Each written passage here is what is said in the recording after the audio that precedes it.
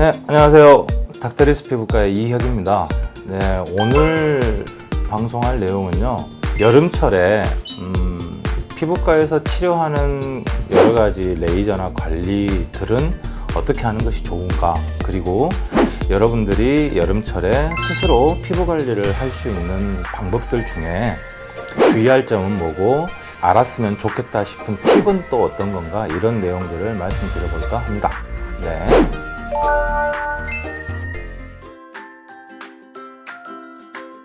피부의 바깥쪽 표피에 많이 존재하는 잡티나 점 같은 것을 제거할 때에는 굵은 한 방으로 치료를 해야 되거든요. 이런 치료를 했을 때는 어떤 살을 태워내거나 이렇게 강하게 제거를 한 뒤에 한마디로 새살이 돋아날 건데요. 그 새살이 애기 피부 같은 살이 올라온단 말이죠. 근데 여기에 강한 햇빛을 아무리 피한다고 해도 자주 쐬게 되면 안 좋은, 원치 않은 결과들이 나올 수도 있어요.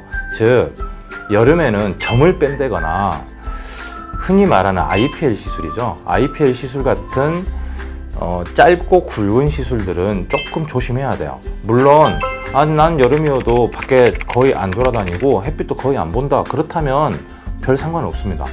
기미 치료나 색소 침착, 오탕화관 치료, 이런 치료들은 점이나 잡티를 빼는 치료보다는 훨씬 부드럽게 치료를 하죠. 하지만 그 부드럽다라는 정도 중에서도 강한 사람이 있고 정말 부드럽게 하는 사람이 있거든요. 정말 부드럽게 하는 사람이 이제 저 같은 사람이고요. 좀 더 강하게 하는 사람들도 있어요. 의사 선생님들 중에.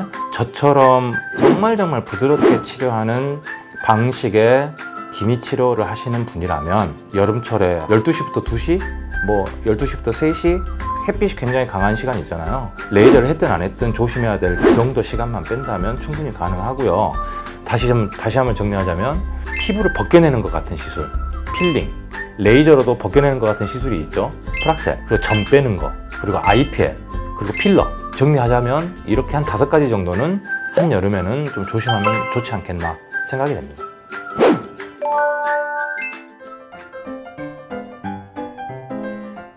어떤 레이저나 마찬가지예요. 하지만 레이저 후에 1차적으로는 피부가 좀 빨개지는, 우리가 햇볕에 탔을 때하고 비슷해요. 레이저도 피부가 좀 약간 빨개지는 과정이 있고, 기존에 있던 색소는 약간 빨개지면 조금 더 심해져 보이는 정도가 있거든요. 더 까매진 것 같아요.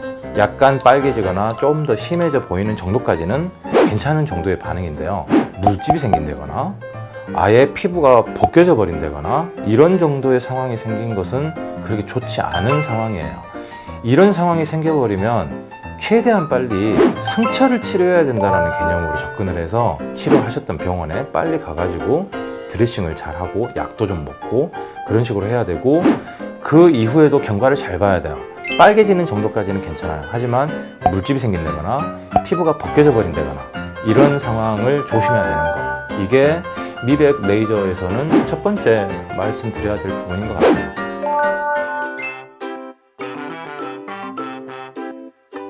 여름철이 되면 기온이 높아지고 또 피지 분비량도 늘어나죠. 그러니 여드름이 사계절 중에서 더 심하게 나타나는 사람들이 있을 거예요. 일단 피지량이 늘어나고 기온이 뜨겁기 때문에 여드름 치료가 잘 안 되는 것처럼 느껴지기도 하고, 여드름 치료를 하면서 필링이나 스케일링을 하는 그런 병원들도 있거든요. 그런 거는 좀 피해야 되지 않나 라고 생각합니다. 그리고 여드름만 있는 게 아니라 여드름에 관련된 후유증들이 있죠.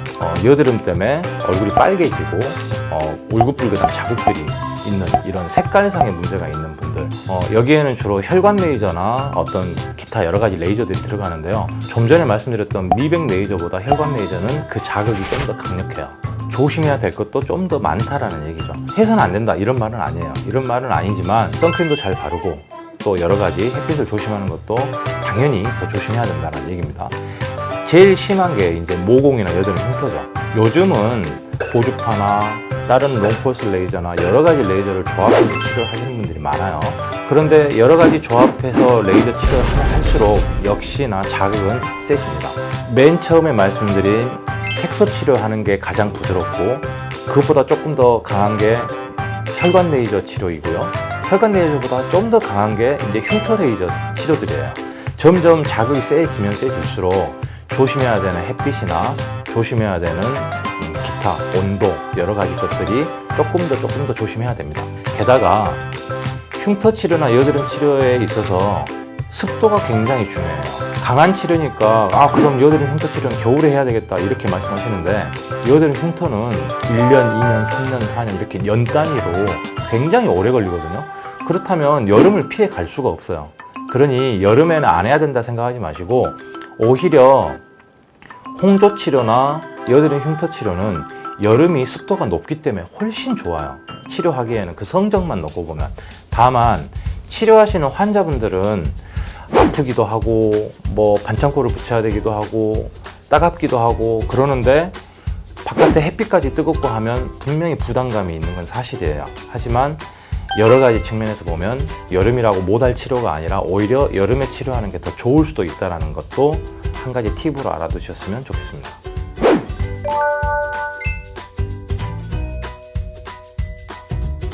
탄력 레이저도 좀 전에 말씀드렸던 여드름 흉터 치료할 때 쓰는 레이저하고 비슷한 맥락이기도 하고요. 또 흔히 요즘 많이 하는 초음파를 이용한 탄력 장비가 있거든요. 이런 치료도 역시 겉 피부에 어떤 자극을 주는 게 아니고 피부 속에 어떤 자극을 주는 거기 때문에 여름철이라고 꼭 못하고 그런 건 아니에요. 다만 환자들 본인이 느끼는 어떤 불편함은 분명히 있을 수 있어요.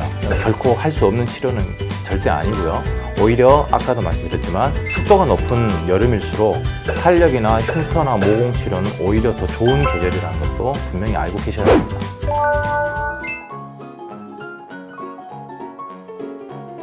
이건 꼭 여름에만 국한된 얘기는 아닌데요. 저는 제 환자들에게 폼클렌징 되도록이면 쓰지 말라고 하거든요. 폼클렌징은 보기에는 거품이 많고 향도 좋고 화장도 금방 잘 닦이고 되게 좋을 것 같죠. 그런데 그냥 폼클렌징도 어떤 일종의 세제라고 생각한다면요, 뭔가가 기름기가 잘 닦인다라는 말은 그게 그 세제의 성분이 독한 것일까요? 순한 것일까요? 독할수록 잘 닦이는 게 다 맞는 얘기 아닌가요? 거품이 많이 생기면 많이 생길수록 그 계면활성제가 많이 포함되어 있는 거죠.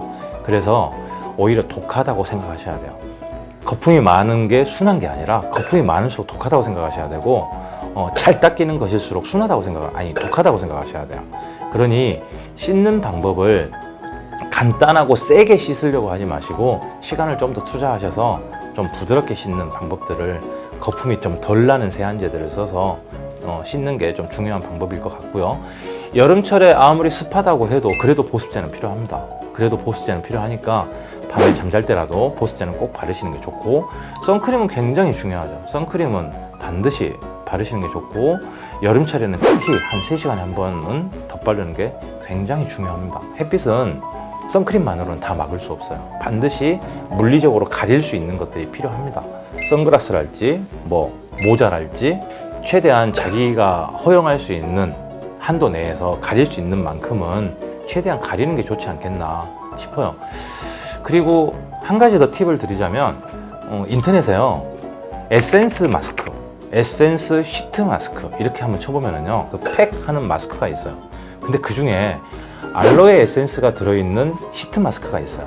알로에라는 성분은 좀 민감해지고 자극받은 상태를 진정시켜주는 효과가 굉장히 좋거든요. 그리고 수분도 많이 공급을 해주고 보습 효과도 굉장히 좋아요. 그러니 저는 많이 권하는 에센스가 알로에 에센스가 들어있는 걸 많이 권합니다. 이거 마트 같은 데 가면 한 장에 1,000원, 2,000원 이렇게 팔거든요. 근데 이 포털 사이트 뒤져보면은요, 엄청 싸요. 한 장에 200원, 300원 막 그러거든요.